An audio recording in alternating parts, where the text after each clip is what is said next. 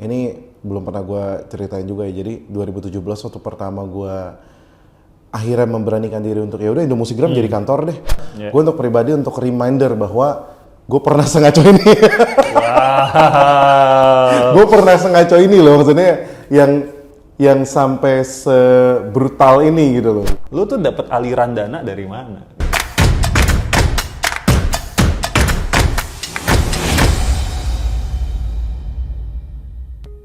Halo semuanya, kembali lagi di channel Tanya Kasem. Kali ini kita ada di playlist Unboxing BO ya, karena kalau pakai nama Open BO kayaknya terlalu tepi jurang. Tapi BO itu sebenarnya singkatan, yaitu Business Owner. Dan hari ini kita udah ada bareng bersama seorang business owner yang juga menjabat sebagai CEO dari Indomusikgram. Thank you udah mengundang gue Kak Sam. Thank you. Selamat pagi. Dari syuting ini lagi pagi kita ya. Lagi pagi, dari utara ya? Dari barat. Dari barat ke selatan. Kayak lumayan, lagu ya. Lumayan. Kayak lagu apa gitu. Jok lokal. Jok lokal. Oke. Jadi ini menarik banget karena hari ini gue mengundang seorang CEO dan business owner yang bisnisnya menurut gue nih juga menarik. Yaitu berhubungan dengan musik. Betul. Berhubungan dengan musik. Nah, gue kasih konteks dulu ya teman-teman, sedikit ya konteksnya. Pertama adalah Bang Christian Bong. Jadi nanti kita manggilnya Bang Bong ya. Boleh. Bang Bong ya. Nah, Bang Bong ini nih adalah seorang CEO dan founder sebetulnya. Founder dari Indomusikgram. Betul. Tapi nanti dia akan cerita kesininya ini udah banyak banget nih bisnis lainnya gitu ya, nanti ceritain dulu. Dan kalau gue dulu ya mikir yang namanya musik tuh terus terang gue mikir kayak ini emang bisa menghasilkan ya. Kecuali hanya berapa persen lah ya yang bener-bener namanya wah terkenal dan segala macam baru kayak bisa bikin bisnis di situ, atau enggak kalau label yang udah gede-gede banget gitu ya. Jadi nanti kayak kita mau bahas tentang hal itu ya. Dan konteks kedua adalah Bong ini udah pernah waktu itu menggunakan jasa F Project perusahaan gua untuk konsultasi ya. Betul. Dan membuat KPI teman-teman, membuat KPI sampai dia melepuh otaknya ya, berasap. Berapa hari gitu ya? 2 hari. 2 hari intensif program. 2 hari di kantornya dia. Indomusikgram siap achieve KPI. Sampai aduh. Untung banyak makanan dan gue ingat ada ceker enak ya. Oh iya. Ada kerupuk enak lah pokoknya di makanan dia, enak banget. Betul. Yang ketiga adalah video ini itu berguna untuk satu buat kamu yang pengen jadi entrepreneur. Kedua yang udah jadi entrepreneur. Dan yang ketiga ini juga bermanfaat untuk kamu yang lagi cari kerja atau yang emang lagi jadi karyawan. Ya, karena kita akan bahas beberapa pertanyaan ya. Ada beberapa pertanyaan kunci yang akan terjawab dalam episode kali ini adalah yang pertama itu adalah apa yang membuat seorang Bong itu yakin sama bisnis yang dia gelutinya. Karena banyak di luar sana yang nggak yakin gitu ya. Gue mau usaha ini nggak yakin, usaha ini nggak yakin ya kan. Itu pertama ya, ini promise-nya dulu nih. Yang kedua adalah kita akan bahas sisi gelap dari seorang business owner. Ya, penyesalannya dia, kepusingannya dia, terutama dalam konteksnya ngurus orang nanti ya, karena kan ini channel tentang HR, tentang people, ya development.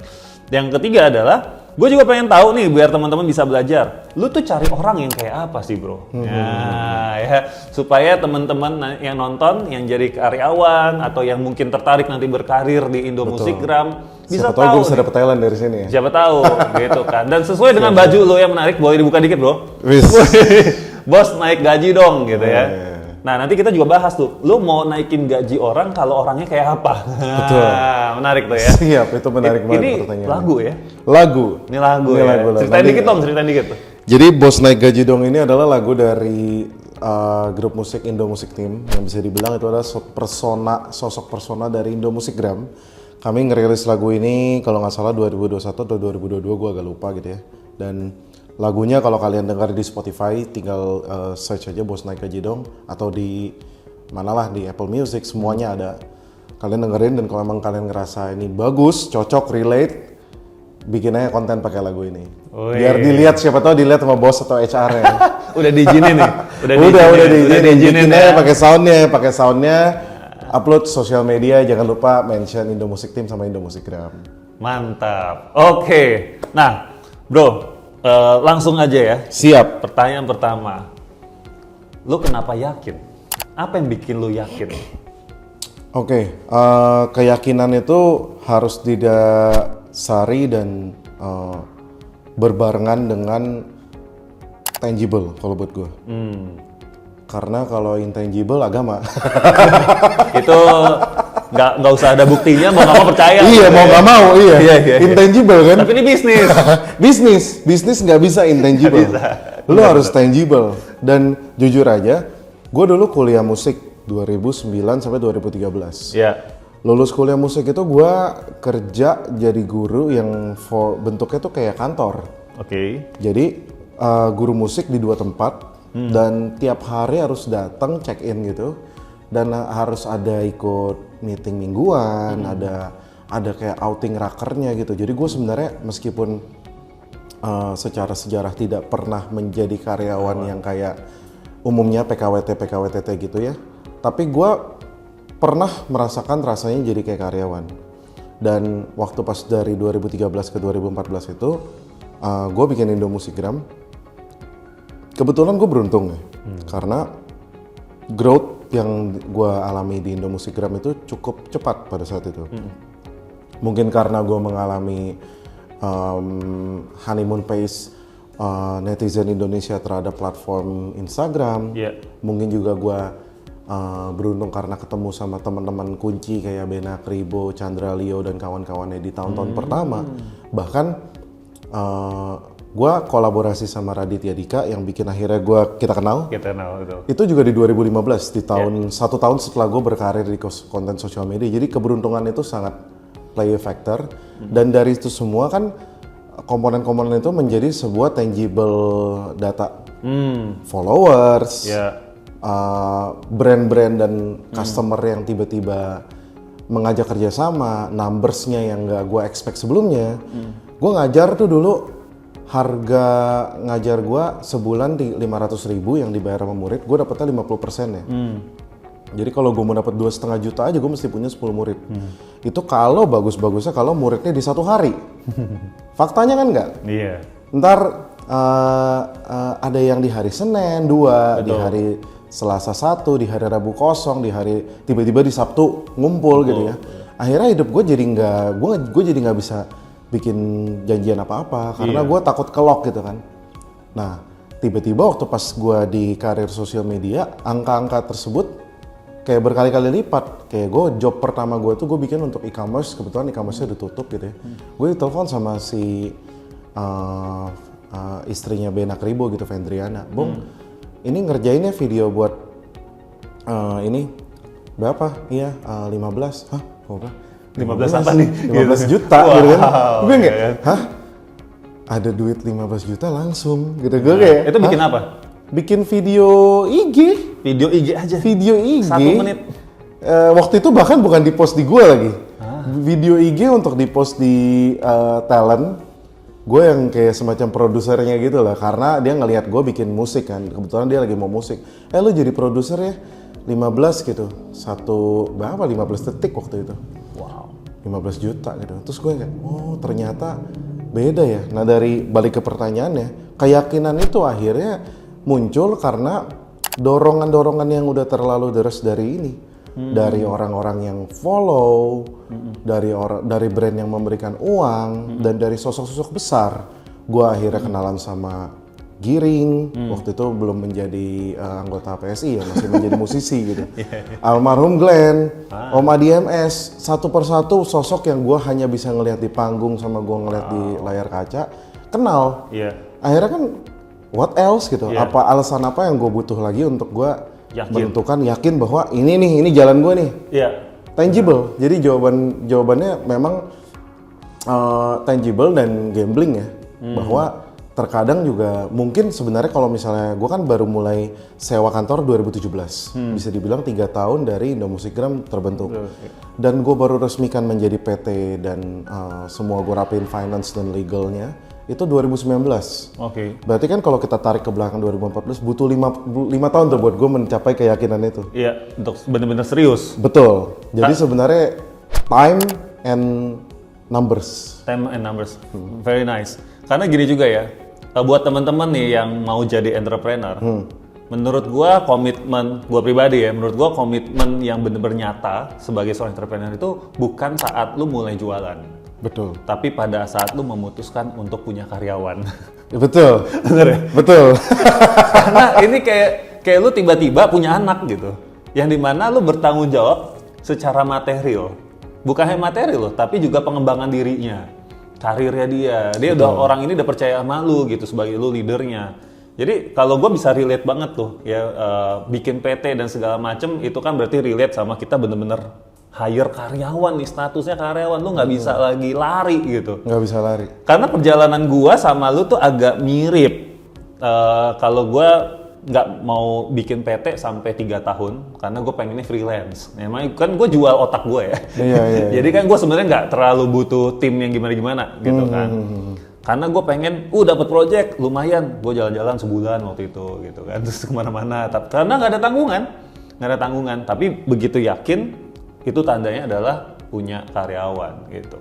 Tapi kenyataannya, namanya bisnis. Oke, lo di awal dikasih tipikal bisnis lo, dikasih yang wah semua tanda-tandanya bagus. Tapi di tengah-tengah pasti ada goyangnya dong. Betul. Nah, apa yang membuat lo tetap yakin walaupun lagi goyang?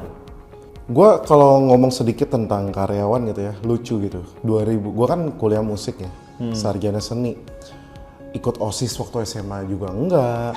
Ikut himpunan mahasiswa waktu kampus juga enggak. I hate organization, bro. Oke. Gue benci melihat teman-teman gue dulu yang ikut organisasi pulang sore gitu. Gue kayak ngapain sih gitu, kayak nggak jelas banget lu gitu. Ambi. Iya, gue kayak ngapain sih gitu. Dan gue benci organisasi gitu. Dan ketika waktu gue harus meng-hire karyawan, gue inget banget nih, ini belum pernah gue ceritain juga ya. Jadi 2017 waktu pertama gue akhirnya memberanikan diri untuk ya udah Indomusikgram jadi kantor deh. Gue tuh hire orang pertama. Dia datang dari Jogja karena ngefans banget sama Indomusikgram. Ya itulah. Itu juga hal yang mungkin abis ini gue bakal share ya. Plus dan minusnya ketika orang udah sangat tahu bisnis lu dan ngefans sama bisnisnya, ngefans sama sosok persona dari bisnisnya, sama misalnya orangnya ngefans juga sama sosok lu. Itu ada plus minusnya. Nah, jadi ceritanya orang ini datang dan mungkin dia udah berharap banyak ya, bahwa wah dari Jogja ke Jakarta mendapat apa ya, misalnya udah proper banget kawan-kawan. Ternyata kan gue masih nol nih, ruangannya masih, later I will send you the photo gitu ya, ruangannya masih bener-bener kosong, masih ada koper gue, masih aduh berantakan banget deh. Dan dia datang mungkin dengan kekecewaan bahwa gue udah jauh-jauh datang ternyata begini gitu kan. Terus gue waktu itu juga belum punya aset kantor yang mumpuni, jadi gue kasih dia PC gue yang nggak terlalu cepat. Terus dia singkat cerita nih, dia kayak aduh ini udah kantornya cuma dia sendiri sama gue, nggak ada HR, nggak ada lah rekening BCA gue pribadi gitu kan. 1 bulan kurang tuh dia resign. Wah. Dan resignnya itu tulis email panjang. Aduh. Aduh, kacau. Boleh nggak di-spill? Kacau deh. Jadi gini, kacaunya adalah karena gue bukan melihat dia yang kacau. Gue melihat gue yang kacau. Oke. Pada masa itu tuh gue sadar betul apa ya? Gue tuh nggak ada onboarding, nggak ada kontrak karyawan, nggak ada. Gue nggak tahu apakah ini dialami juga sama beberapa UMKM lainnya ya, misalnya toko-toko di ITC gitu, apakah sama kayak gini juga ya. Tapi yang pasti gue merasa waktu itu bisa ada momen orangnya datang, gue lagi nggak mood datang, akhirnya kantornya nggak dibuka dan orangnya pulang gitu. Gue pernah ngelewatin fase kacau seperti itu. Dan email dia itu akhirnya dia menyatakan, waktu itu juga ini lucunya gitu, gue waktu itu lagi nggak di sini, gue memang lagi ada urusan pergi gitu ya di luar. Nah, waktu pas di luar dia ngirim email, intinya dia menyatakan semua kekurangan yang ada di kantor itu.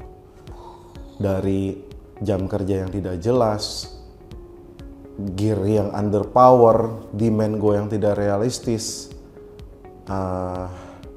apalagi ya, dia nggak ngomongin gaji sih, tapi intinya dia bilang saya tidak melihat tempat ini bisa jadi tempat saya untuk berkembang atau gimana lah macam itu, dan email itu gue simpen sampai sekarang. Untuk gue pribadi, gue nggak kasih lihat itu ke orang-orang.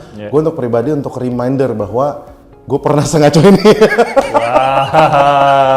Gue pernah sengaco ini loh, maksudnya yang sampai sebrutal ini gitu loh. Dan akhirnya gue, ya mungkin nyambung ke pertanyaan ini ya, dark days gitu ya. Ya sesuatu yang mendapatkan bouncing yang cepat, biasanya kalau kata orang-orang ya, turunnya juga cepat. Nah kalau gue sih bukan melihat turunnya cepat, tapi lebih ke arah gue melihat ketika bisnis lu ini adalah bisnis tren ini nih kayak ibarat apa ya, kayak ibarat balon yang nggak dikunci gitu. Jadi lu gitu ya, ini terus lu mesti Terus lagi. Lu tetap harus kayak begitu. Dan itu yang pretty much summarize apa yang terjadi selama 10 tahun terakhir gue menjalankan Indo Musikgram. 2014 lagi trennya cover. Semua orang bikin music cover. Tiba-tiba 2016-17 vlog. Terus tiba-tiba 2020 pandemi. Membuka banyak banget. Ada yang influencer karir, ada yang influencer kripto, ada yang influencer F&B. How do we survive? Itu sulit banget. Ditambah bisnis itu kan ada yang mengandalkan otak sama padat karya untuk bisa survive. Ada yang mengandalkan produk yang dibikin terus agar dijual, ada yang mengandalkan IP, intellectual property, yang bisa menghasilkan secara royalti atau secara passive income gitu ya. Nah bisnis di Indo Musikgram ini sayangnya memang masih lumayan heavy di orang yang kerja. Jadi misalnya kayak perusahaan kayak Raditya Dika kemarin nih bikin show Cerita Sebelku, minta gue bikinin intro lagu buat bumper show-nya. Kita dibayar untuk itu. Brand minuman, brand apa gitu, brand AC minta kita bikinin jingle-nya. Nah, berarti kan kita harus kerja dulu baru dibayar.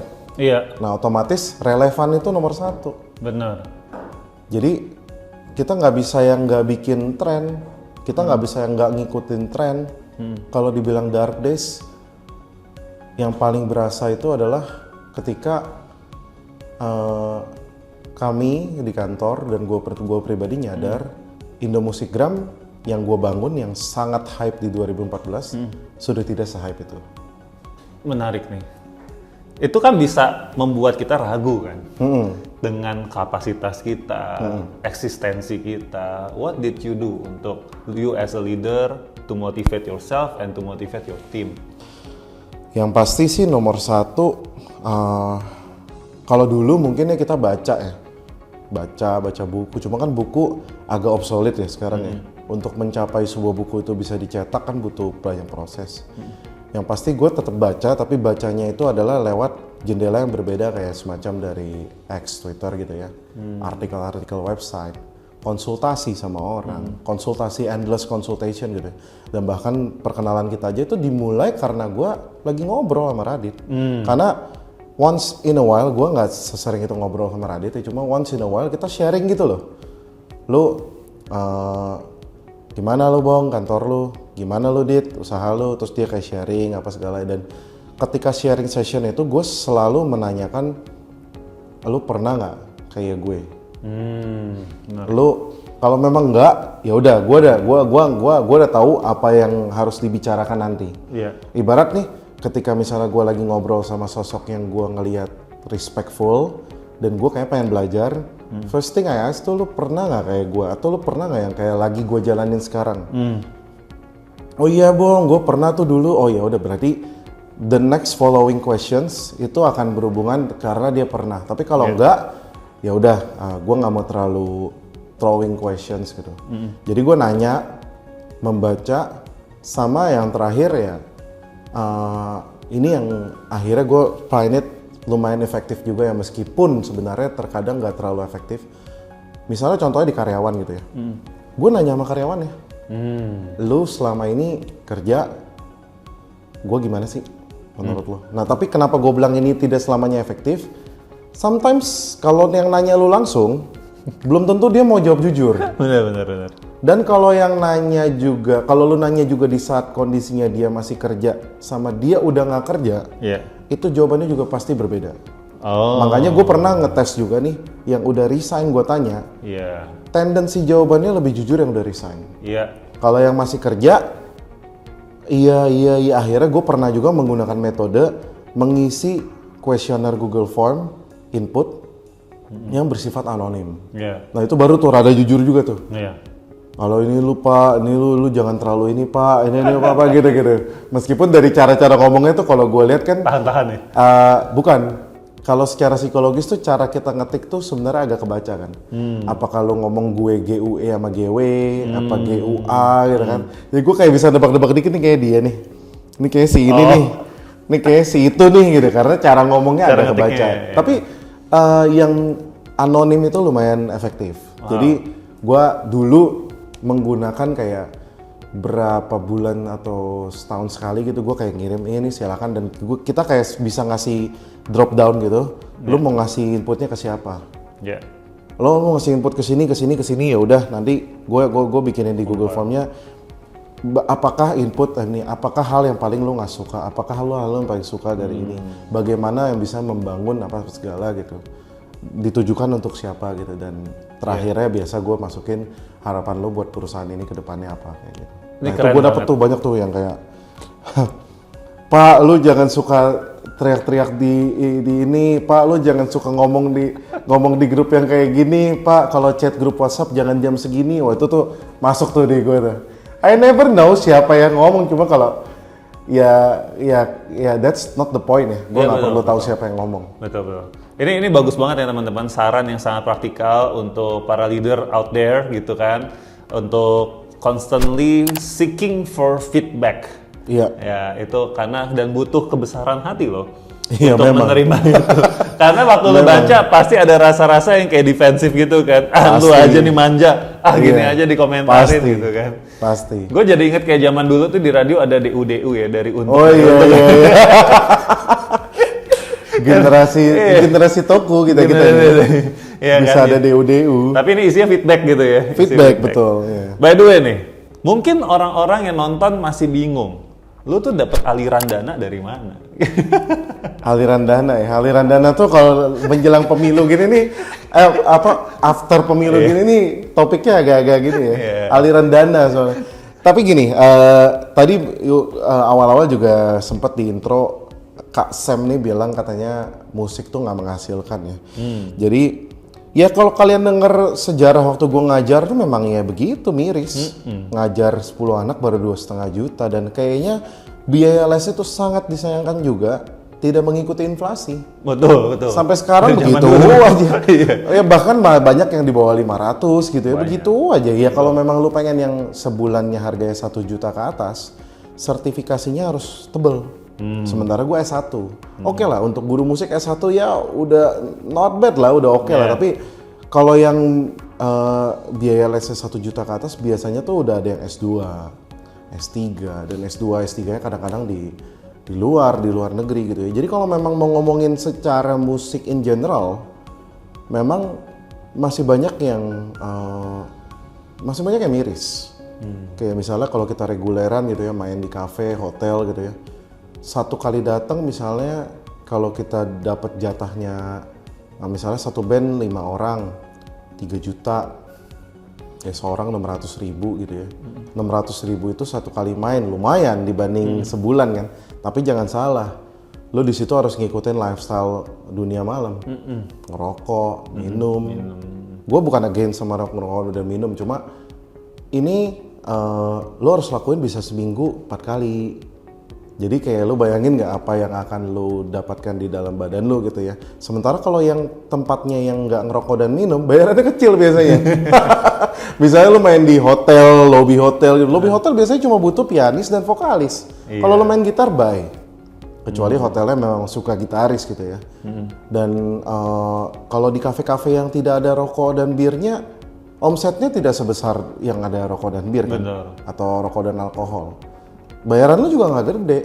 Jadi sementara ngajar, ada nih guru gitar gua ngajar sampai sebulan itu 60 sampai 70 juta rupiah. Oh, Tapi hidupnya dia Senin sampai Minggu tidak ada stop. ya. No holiday, cuma ada break ketika Minggu sore ke malam Ya. atau Senin jam 9 atau weekday sebelum jam 2 siang karena biasanya murid dia jam 2 siang gitu ya. No holidays, ya kalau memang itu adalah jalan hidup yang lu tertarik, misalnya kayak polisi, kayak dokter gitu kan rata-rata juga hampir no holidays ya. Atau pramuniaga di mall ya, ya mungkin itu bisa lah. Jadi aliran dana kalau dari Indo Musikgram dari musik sebenarnya kayak kompilasi dari semuanya itu. Misalnya gua nih diundang menjadi pembicara di sebuah acara brand atau acara kayak gue sempat jadi juri di HUT Bayangkara Polri. Nah itu gue dibayar sebagai juri. Nah gue kebetulan kalau gue pribadi gue memasukkan semua income gue ke kantor, jadi gue kayak artisnya kantor, talentnya. Talent kantor. Betul, itu kenapa gue lakuin itu karena gue nggak mau merepotkan pelaporan pajak gue. Oke. Jadi gue memasukkan itu ke kantor, jadi kantor membayar gue seperti gaji. Ya. Gue tidak ada dua income karena gue pernah konsul sama pajak juga, kalau dua income Kurang lu bayar bisa mulu. kurang bayar iya. Emang. jadi gitu. Dan misalnya kita diminta untuk bikin musik buat jingle perusahaan gitu ya. Ya kita dibayar di situ. Various lah harganya. Kalau jingle ya tergantung dari kemampuan yang ini dan kemauan kita juga. Misalnya orangnya atau brandnya kita suka tapi harganya di bawah yang kita mau, ya udah nggak apa-apa kita kerjain gitu ya. Dan sebagai talent, sebagai talent management, misalnya ada brand yang Indo Musikgram mau dong, gue ada budget segini, gue minta lu handle 15 atau 10 KOL musik, scope of worknya nge-cover lagu ini begini, oh ya udah kita manage. Nah di situ kita ambil marginnya. Jadi misalnya harga COGS-nya kita pakai misalnya 100 juta, COGS-nya kita pakai ya tergantung ya, kalau mau talent yang besar dan kita mau kerjaan kita kredibel, kita pengen kerjaan kita returning client gitu ya. Ya kita might as well buat gue pribadi gedein COGS aja buat awal gitu. Misalnya sampai 70%, lo dapetnya cuma 30% atau 80%, lo dapetnya 20%. Nggak apa-apa, tapi portfolionya itu jangan sampai lepas. Misalnya lu pakai yang gede-gede namanya, nah lu screenshotin, terus lu masukin ke IG pribadi, IG kantor gitu ya. Ini adalah kerjaan kami, ini kemarin kami ini masukin tuh SOW yang kalian lakuin apa. Nah itu gue lakuin juga di Indo Musikgram, kita ada IG namanya Indo Music Network sama Indo Music Prod. Jadi gue menjaga semua kerjaan brand itu di situ. Oh jadi beda akun. Beda akun, karena kalau Indo Musikgram kan kita nggak bisa bukannya nggak ada tawar menawar, kita nggak bisa terlalu atau bahkan terlihat komersial di sana. Karena inklusivitas itu menjadi poin di Indo Musikgram. Di mana Indo Musikgram itu terlihat sebagai media yang inklusif. Sama seperti kalau kita ngelihat media kayak Detik gitu ya. Meskipun kita ngelihat banyak pop-up ads gitu ya. Basically kan kita ngelihatnya Detik tuh kayak berita lah, portal berita. Nah itu yang harus tetap dijaga. Apalagi kita homeless media ya, kita numpang sama Instagram, numpang sama YouTube. Lo nggak punya platform sendiri. Ya. Betul, karena homeless media kita makin tidak bisa lagi untuk terlalu frontal. Jadi makanya kayak kemarin juga kita ada kerjasama sama brand mie gitu ya. Nah, brand mie itu mau bikin kita membuat challenge game gitu sambil makan, mie pedas gitu lah. Nah, itu adalah upaya juga untuk membuat brand placement itu menjadi soft sell. I see. Jadi tidak hard sell, tidak yang kayak pegangan gitu kan. Nah, ini. Nah, jadi revenue streamnya macam-macam, dan yang paling menarik, ini yang paling jarang ada di beberapa bisnis lain adalah royalty. Jadi di musik itu di Indonesia itu kan ada dua peraturan, yang dari sekian banyak peraturan ada dua yang lumayan melindungi di bagian musik atau hak cipta, yaitu Undang-Undang Hak Cipta Nomor 28 Tahun 2014 sama PP 56 Tahun 2021. Undang-undang itu isinya melindungi hak cipta dan penulis lagu. So in short, meskipun kita masih lumayan jauh dari ideal ya, tapi sudah banyak yang misalnya bikin lagu, upload di Spotify, YouTube Music gitu ya. Nah royaltinya misalnya masternya dimiliki sama lu gitu, royaltinya masuk ke lu. Jadi misalnya kayak stream di Spotify-nya berapa, misalnya 1 juta, YouTube Music 1 juta, TikTok Music 1 juta, misalnya Apple Music berapa gitu. Itu tuh ada real money yang nyampe dan it's quite decent. Tapi itu berarti untuk khusus lagu-lagu yang emang lu udah daftarkan.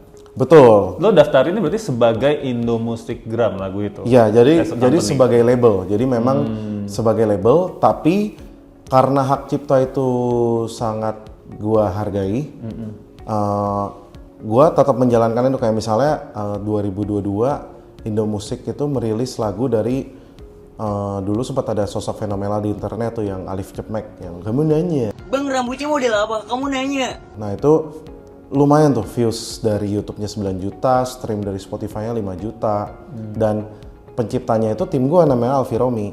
Nah jadi ya dia mendapatkan hak cipta publishing dia 100% karena memang dia pencipta lagunya gitu. Dan kalau gua mendapatkan hak master gua full karena gua eksekutif produser. Oke. I own the master, I own the right untuk bisa memonetize lagu itu atau mau mengkomersialkan lagu itu. Tapi dia own the rights untuk mau memproduksikan lagu itu nanti di kemudian hari. Misalnya dia mau ngerilis versinya dia nih, karena dia pencipta lagunya dia berhak. Cuma ya biasanya ada nilai moral yang tetap harus dijaga, yaitu tektokan sama gue sebagai pemilik master pertama. Iya. Bang, gue pengen bikin ini nih versi gue nih. Oh iya, siapa tahu gue yang mau danain juga. Itu nggak ada aturan ya sebenarnya. Nggak ada. Itu. Hanya sopan santun. Iya, banyak yang misalnya kayak contoh, misalnya kalau teman-teman pernah tahu lagu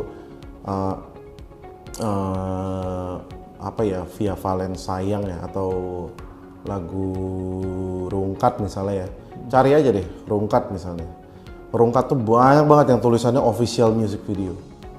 Official, semuanya official. Kenapa? Karena penciptanya memang memberikan itu untuk dilisensikan ke banyak penyanyi. Akhirnya jadi bingung mana yang benar-benar official. Nah itu memang peraturan tidak tertulis yang biasanya ada kayak tektokan sama pemilik master pertama. Kayak lu sowan dulu lah sama pemilik master pertama, kan gara-gara pemilik master pertama lagunya juga jadi naik. Iya. Siapa tahu dia mau ikutan, siapa tahu dia senang dengan lo ketok pintu dulu. Jadi kalau pencipta memang punya hak untuk mau reproduce. Tapi kalau master pemilik master yang punya. Nah jadi itu juga, dan menjual instrumen, kami juga pernah ngejual instrumen musik meskipun sekarang belum terlalu jalan ya.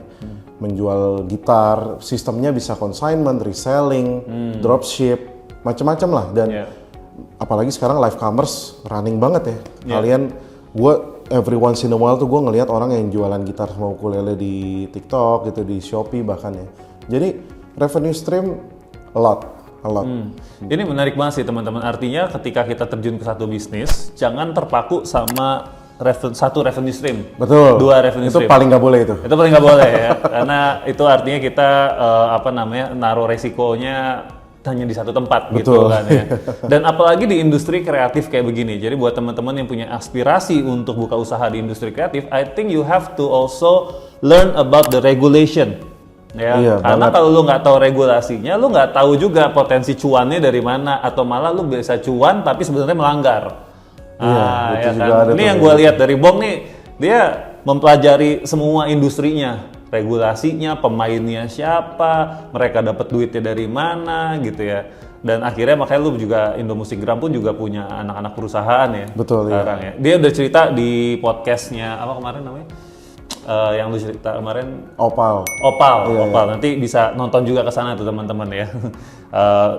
Tapi kita nggak akan ngulangin pertanyaan yang udah ditanyain di sana. Nah, balik ke tim.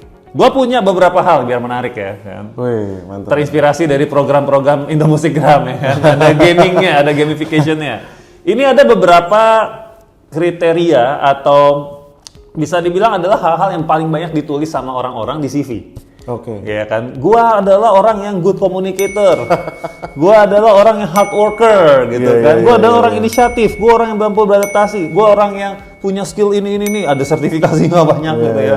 Nah, gue pengen coba dong lo urutin paling atas itu yang paling penting menurut lo kalau lo hire karyawan, yang paling bawah itu yang ya bisa nanti lah gitu ya. Coba lo boleh urutin dulu nggak nih bos? Oke. Nah, Waduh. coba ya, bingung ya.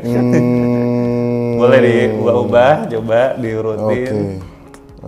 Gue pengen tahu, karena gini nih teman-teman, sambil Bong mengurutkan ya, karena namanya leader, namanya business owner tuh beda-beda melihat apa yang penting dari seorang timnya ya. Jadi kita mau belajar bareng-bareng sekarang dari Bong.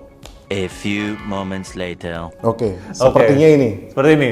Oke, kita mulai. Grey. Ini dia jawabannya. Wah, menarik. Gua nggak nyangka. Asli gua nggak nyangka. Gua nggak nyangka. Sepertinya ini. Seperti Jadi ini. kalau mau dibilang dari individu-individu mungkin nggak bisa dipakai ini ya. Tapi kalau dibilang general kayaknya ini. Kenapa? Karena menurut gua nomor satu itu di bisnis homeless seperti gua gini ya, adaptasi itu nomor satu. Karena Kayak- tadi lu bilang trennya. Tren bisa kayak gua let's say gini, amit-amit ya, tapi kalau tiba-tiba sosial media dead semua, nah lo harus adaptasi. Yang tadinya lo editor ya mungkin lo jadi live stream talent mungkin, karena gua nggak mau mecat lo gitu karena lo baik sama gua kan. Iya, Ya udah lo jadi live stream talent gua lah karena lo biasa ngedit gitu kan. Iya. Ya kalau buat gua di musik apalagi ya kita mungkin tuh ekstrimnya ya, tapi tiba-tiba WFH, tiba-tiba WFO, tiba-tiba harus ada fokus ke Hari Musik Nasional, tiba-tiba harus ada ngurusin pertunjukan musikal apa. Menurut gua adaptasi itu paling penting. Jadi gua clarify ya, berarti adaptasi di sini teman-teman bukan hanya soal adaptasi jadi orang yang asik di kantor gitu Iya, ya, iya. tapi adaptasi mau belajar skill baru, tetap lihat keep up with the trend gitu ya, ada agile-nya lah ya, ada istilah Betul. agile Dan juga. di kantor pun, kantor seperti musik dan kreatif itu tuh tendensinya high pressure di kreatif. Dalam artian if you are not the creative person, most likely lo akan pressure sama orang-orang yang kayak terlalu agak ngasal lah. Entah pakai bajunya ngasal, entah ngomongnya ngasal, nggak entah mandi gitu. entah ada agak kurang rapi gitu ya. Jadi adaptasi itu nomor satu penting. Oke. Jadi yang kedua hard worker ya. Jadi ketika sudah beradaptasi, menurut gua kadang tuh kita nggak bisa kalau nggak extra mile gitu buat gue pribadi gitu. Kayak misalnya gue lagi ada ngebangun satu IP gitu sama satu sosok. IP itu apa biar? Intellectual property. Jadi membangun sebuah aset baru lah untuk perusahaan gitu ya. Nah, namanya kalau kita lagi bangun program, bangun akun IG, bangun IP sosok gitu ya. Sosok fiktif lah. Jadi memang kita bakal jadiin dia kayak persona baru gitu ya. Itu kadang tuh kita perlu berpikir nggak dari kotak yang kita lagi ada gitu ya. Kita perlu kayaknya kita perlu nih, kita coba yuk ini apa segala gitu. Nah, berarti kadang tuh hard work itu dibutuhkan dan bukan berarti lu pulangnya lebih malam, bukan berarti lu datangnya lebih pagi gitu, tapi lebih mikir gitu loh, lebih ekstra untuk ini gimana. Nah, kalau misalnya gue paling nggak suka nih yang kayak dibutuhin 5 dikasih 5, dibutuhin 3 dikasih 3 gitu ya. Karena ini kan gue bukan lagi pabrik udang gitu yang udangnya 3 lu kasih 3 gitu loh. Gini nih pabrik nggak ada ide gitu loh, nggak ada apa-apa. Lu datang dengan cuma laptop, nggak ada, semuanya omongan doang. Jadi less work. Kalau yang nggak hard work tuh kebetulan di environment di gue nih memang agak sulit ini beradaptasi jadinya, sulit Nyambung komplain ya? lah, sulit nyambung ya. Ya, oke. Nah, itu inisiatif yang ketiga gitu ya, karena sometimes status quo itu cepet banget di gue, cepet banget. Misalnya kita bikin challenge games nih, contohnya sekarang lagi ada tren gitu ya. Awal-awal lagi hype, iya orang lagi tiba-tiba ya kayak repetitif gitu loh. Nah, inisiatifnya harus ada bahwa apakah kita harus ngulang ini terus? Apakah kita harus sama di program ini terus? Apakah hostnya harus dia terus? Apakah jadi inisiatif ini terkadang kalau dari skala yang makro seperti itu, involvement dalam program. Skala yang mikro mungkin adalah kalau lagi ada sesuatu yang kita mau kejar tapi nggak ada yang ingat atau nggak ada yang mau ngingetin di grup WhatsApp, ya lu jadilah orang yang mengingatkan gitu. Iya. Tidak harus nunggu ada yang atasan lu ngingetin, tidak harus nunggu ada tim lu yang ngingetin. Jadilah orang yang inisiatif. Lalu skillful dan smart itu di sini karena di posisi 4 gitu ya. Karena buat gua skillful dan smart itu tuh sekarang di dunia AI itu tuh lu perlu mempertanyakan ulang itu setiap hari. Gue pintar loh di sini, besok bangun tidur beneran pintar gak sih gue gitu. Kayak apakah yang pinternya gue ini udah outdated gitu loh, Iya. udah last year gitu.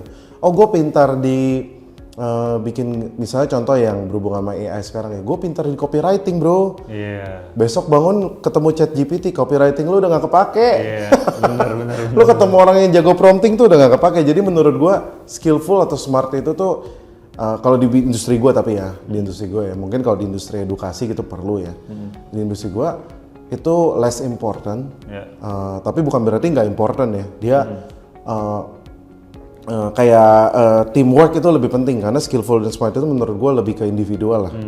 Nah yang terakhir good communication, karena as long as ini balik lagi ini apa namanya in general ya, as long as bidang yang lo geluti bukan yang berhubungan dengan klien, bukan yang berhubungan dengan servicing, menurut gua lo nggak jago ngomong nggak apa-apa. Kita berusaha untuk adaptasi lah, apalagi Iya. inklusivitas itu berarti menerima bahwa tidak semua orang bisa mengikuti gaya bahasa kita. Oke, menarik banget. Karena istri gue itu orang yang besar di Jawa Timur. Kalau di Jawa Timur tuh kan orang ngomong Jawa semua ya. Kon, wes, tak, ini apa, bahkan kayak mau itu di sana gelem gitu. Gue baru tahu kan, gelem, mau ini iya gelem gitu. Gelem ternyata mau gitu. Gue nggak, kok aneh banget gitu. Tapi ternyata itu yang membuat dia waktu pas ya kami pacaran dan dia pernah bantuin gue di kantor gitu ya, dia nggak terlalu berani untuk berkomunikasi untuk ngomong apa-apa ke yang lain karena dia kebiasa ngomong Jawa. Iya. Nah, Agak jadi minder gitu malah. jadi iya bingung mau ngomong. Kalau misalnya kita ada kita kan kalau ngomong nih dinamika gini ya. Iya. kayak lagi apa ya, kayak lagi storytelling lah. Kadang kita ngomongnya tinggi, kadang rendah karena kita mau ada sesuatu kan. Betul. Nah kalau di orang yang biasa ngomong Jawa kan nggak ngerti mau pakai, misalnya dia pengen ngomong yang bikin orang yakin sama dia nih. Nah ngapain ya gue ya?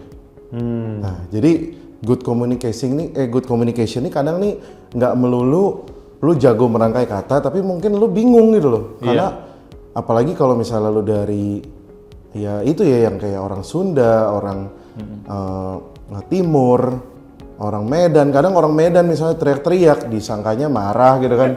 Medan juga kan lu kan. Jadi misalnya kalau yang baru ya baru nyampe gitu.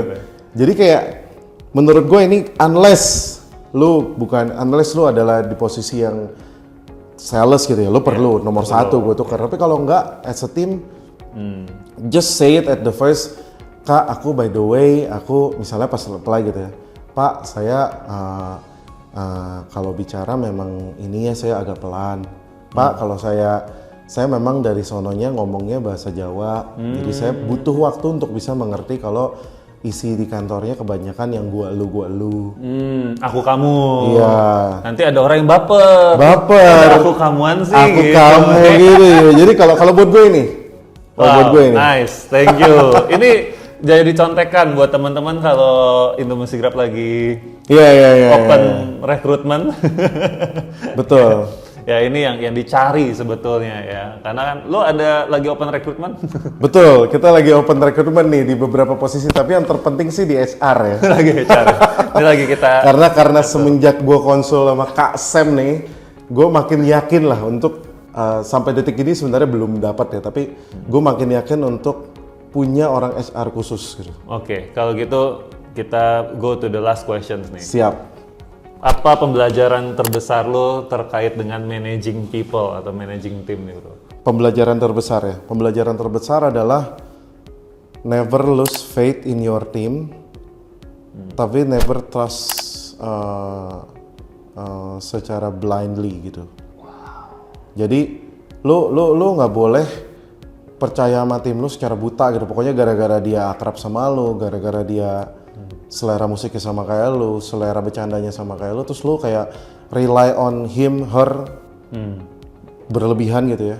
Tapi lu juga nggak boleh lose faith ke tim lu bahwa once lu pernah disakitin atau dikecewain gitu ya, atau mungkin constantly gitu lu mendapatkan kekecewaan.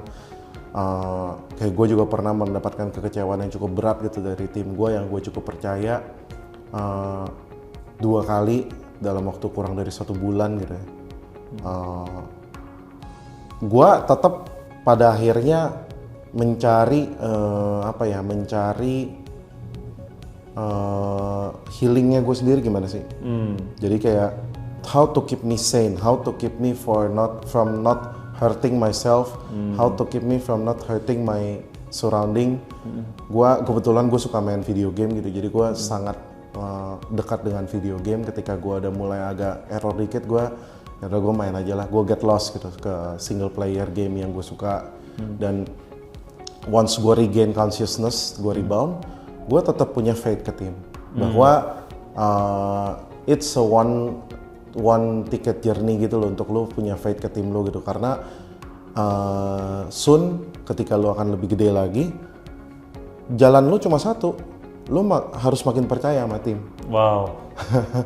Makin gede ya, makin gede itu lo nggak makin percaya. Betul. Makin justru kalau yang kecil-kecil mungkin lo agak ragu ya, lo jadinya mau nggak mau lo hands on gitu ya. Yeah. Makin gede lo harus makin percaya. Jadi kekecewaan atau segala learning lo adalah membuat lo untuk tidak secara buta atau secara bodoh gitu ya percaya sama tim lo. Yeah.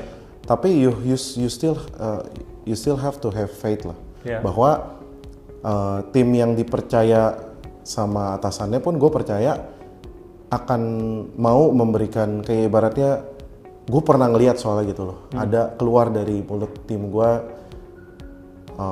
Mungkin kalimatnya nggak seperti ini ya, tapi dia kayak semacam thank you lu udah percaya nih ke gue bakal ngelakuin ini sebaik-baiknya gitu. Dan memang sampai detik ini orangnya masih sangat bisa dipercaya juga. Dan gue ngelihat itulah sistem yang akhirnya berlaku gitu. Karena gue sendiri juga tadi kan kita belum sempat ngobrol, tapi intinya gue punya anak perusahaan, dan anak perusahaan itu JV, joint venture dengan perusahaan lain. Nah di perusahaan lain itu gue ibaratnya menjadi orang kepercayaan partner gue. Oh iya. Jadi how to be reliable, berarti partner gue itu gue melihat di atas gue karena dia secara capital di atas gue, secara pengalaman di atas gue. Kekecewaan dia ke gue pasti ada. Yeah. Karena kan bisnis nggak selamanya manis ya. Cuma dia tetap percaya sama gue, and I honor that. I honor that bahwa gue tetap dipercaya sama partner gue untuk menjalankan apa yang kami percayakan. Berarti ya in a smaller scale gue harus tetap percaya sama tim gue. Yes. Dan kayak kemarin nih, ini mungkin last ceritanya ya. Ada satu tim gue yang lumayan underperform lah, tapi posisinya lumayan penting gitu kan. Dan dia ngomong ke gue, bang gue udah 5 tahun di sini. Gue udah pernah ngelewatin beberapa fase kayak gini. Mungkin gue lagi burn out. Sorry, gue sadar gue yang salah, sorry. Gue minta izin untuk regain energi gue, karena gue ibaratnya dia kayak cerita gue tuh udah lama di sini, gue udah pernah ngelewatin ini dan gue udah pernah menjadi baik lagi karena gue udah pernah berhasil.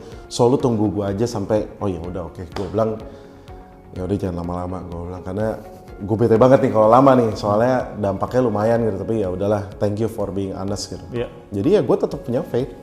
Wow, that's a very good reminder bro. Thank you. Dan artinya kan tadi gue mau highlight ya, trust is very important. Yeah. Tapi di highlight lagi sama Bong, jangan trust blindly, Yeah. ya kan? Nah that's why I think it comes to our partnership ya. Betul. Bahwa and then kita bikin sistem. Trust yang blind itu karena tidak ada Nggak ada sistem. sistem. Ya, akhirnya makanya Bong datang ke kita untuk belajar lah gimana cara bikin sistem manage orang supaya orang tetap merasa dipercaya, tapi tetap bisa dimonitor. Salah satu dengan kita punya KPI gitu ya. Terus ya kita juga ngomongin beberapa kali bisnis proses ya. Dimana kayak ini kalau orang ini ngelakuin siapa checkernya nih? Iya, Siapa iya, ngecek iya. gitu kan. Itu salah satu good thing banget yang gue dapat dari lo juga sih bro. Maksudnya ada yang user, ada checker gitu. Iya. Itu never came to my mind before gitu, bahwa everything itu harus ada checkernya gitu. Karena memang ada pekerjaannya yang emang ngecek, ada yang pekerjaannya bikin gitu. Dan itu lagi lumayan gue terapkan sekarang. Bahwa ini yang bikin checkernya lo, ini yang bikin checkernya siapa gitu. Jadi kalau sampai sesuatu tidak ada checker berarti itu salah. Betul. So I think that's one of the way lah ya, one of the way. But more importantly juga adalah the leadership itself. Ya, gue lihat sih, maksudnya Bong dan gue dengar juga di cerita lu di YouTube yang lain, lo orang yang actively seeking for a mentor, ya kan? Dan menurut gue itulah yang juga ngebentuk leadershipnya Bong sampai seperti yang sekarang ini gitu, dan will be even better, I believe. That's why kita mau kasih cindera mata nih ya buat Bong. Ada satu buku yang kita buat. Itu buku tentang growth mindset. Jadi ini ada rangkuman tentang growth mindset. Nah, boleh diambilin dulu? Oke, nggak apa-apa. Nanti kita cut. Oh, apa lo ambil sendiri? Tamunya ambil sendiri, ya kan? Soalnya ternyata di belakang. Di belakang. Nah, ini workbooknya. Jadi kita juga ada training tentang growth mindset.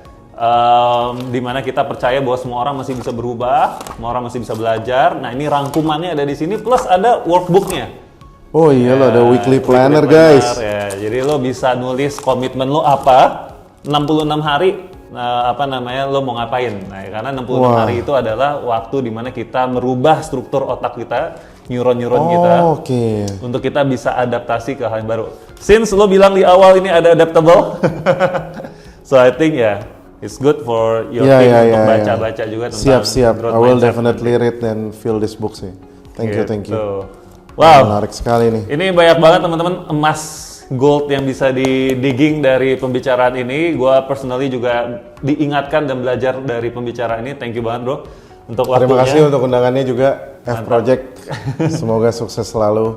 Terakhir dari gua, biar lu yang nutup, satu advice buat teman-teman yang usianya di rentang antara 20 sampai 30. Karena Indonesia akan mengalami bonus demografi yang sangat besar. So it's about like make it or break it. Kalau generasi muda kita nggak beres, kita hancur. Iya. Silakan bro. Buat teman-teman generasi muda yang baik sedang merintis usaha atau kerja, kita sedang menuju fase di mana borderless, baik itu dari region Southeast Asia maupun region dunia ya, borderless, kita lagi menuju ke sana. Jadi kedepannya gue yakin makin banyak lagi job offer atau opening dari luar negeri yang bahkan mungkin tidak membutuhkan kita untuk kerja di sana, tapi gajinya kompetitif, dan bahkan mungkin di sebaliknya kita mungkin nanti akan sampai juga di titik di mana kita sebagai business owner bisa meng-hire orang-orang dari luar negeri datang ke sini ataupun secara remote dengan sangat mudah gitu. Jadi kata kuncinya adalah kompetitif. Kalau yang lu nonton di sini adalah lu yang masih muda, masih sekolah, masih kuliah, please jangan, kalau lu kuliah dan sekolah ya, unless lu ada sesuatu yang lagi lu rintis dan lebih penting, jangan bolos. Jangan bolos deh, beneran deh, jangan waste. Apalagi kalau lu bukan beasiswa gitu ya, bayar gitu, jangan bolos. Dan buat lu semua yang lagi kerja atau lagi ngerintis, kompetitif itu adalah kunci. Jangan don't strive for standard, don't strive for mediocre. Karena ketika gue pernah diajarin satu sama guru musik yang cukup besar di Indonesia. When we perform, itu kayak larger than life. Ketika lu nyanyi, kalau lu give your 100, most likely lu akan memberikan 50 or 70. Dan lu gak akan nyadar itu karena ngelihat orang lain kan. Tapi ketika lu give 150 to 200, most likely mungkin 100 yang akan lu tunjukin. Dan orang akan melihat itu sebagai maksimalnya lu lah, 100 gitu.